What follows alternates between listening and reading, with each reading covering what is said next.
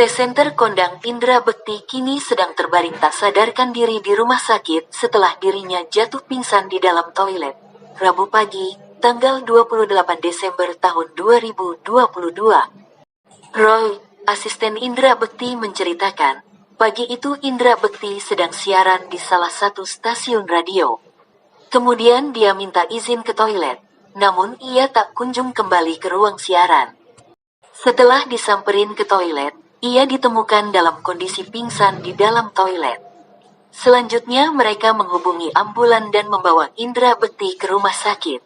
Ia mengalami musibah ini pada hari yang bertepatan dengan hari ulang tahunnya itu. Indra Bekti sebelumnya memang sempat mengeluh kepalanya sangat pusing. Suami Aldila Jelita itu juga sempat melakukan tes tensi darah.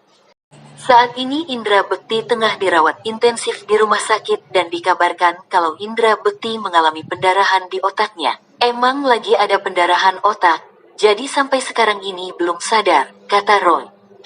Sementara itu, seperti dilansir alodokter.com, ada beberapa faktor risiko dan penyebab terjadinya perdarahan otak. Berikut ini adalah penyebab perdarahan otak yang biasa terjadi. Pertama, tekanan darah tinggi. Tekanan darah tinggi atau hipertensi merupakan penyakit kronis jangka panjang yang dapat melemahkan dinding pembuluh darah, tak terkecuali pembuluh darah otak. Jika tekanan darah tidak terkendali, lama-kelamaan penyakit ini berpotensi menimbulkan stroke perdarahan atau stroke hemoragik. Kedua, cedera kepala. Cedera kepala umumnya terjadi ketika seseorang mengalami kecelakaan lalu lintas, terjatuh dari ketinggian, atau cedera kepala akibat olahraga. Bagi lansia, perdarahan otak bisa terjadi meski cedera kepala yang dialami ringan, seperti tidak ada luka terbuka, memar, atau tanda cedera lainnya. Ketiga, kelainan pembuluh darah. Kondisi yang bisa terjadi pada saat lahir ini dapat membuat dinding pembuluh darah di sekitar dan bagian dalam otak menjadi lemah. Kelainan ini disebut malformasi arteri vena. Penderita gangguan ini tidak selalu mengeluhkan adanya gejala, namun seketika pembuluh darah dapat pecah dan menimbulkan kondisi yang berbahaya. Keempat, gangguan pembekuan darah. Menurunnya trombosit juga dapat menyebabkan perdarahan otak. Anemia sel sabit atau kondisi di mana sel darah merah berbentuk abnormal, hemofilia atau tubuh kekurangan protein untuk pembekuan darah, hingga mengonsumsi obat pengencer darah dapat berkontribusi dalam hal ini.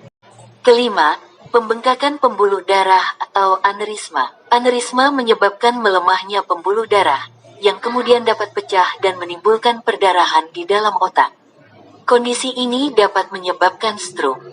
Keenam, angiopati amiloid. Angiopati amiloid adalah kondisi di mana terjadi kelainan dinding pembuluh darah yang disebabkan oleh faktor usia atau hipertensi. Hal lain yang bisa menyebabkan perdarahan otak antara lain adalah tumor otak dan penyakit hati. Beberapa penyebab perdarahan otak dapat diatasi sejak dini. Misalnya, dengan menjaga pola makan dan hidup sehat agar terhindar dari tekanan darah tinggi. Anda juga bisa mulai mencari tahu tentang pencegahan hipertensi dan penanganannya dengan berkonsultasi ke dokter.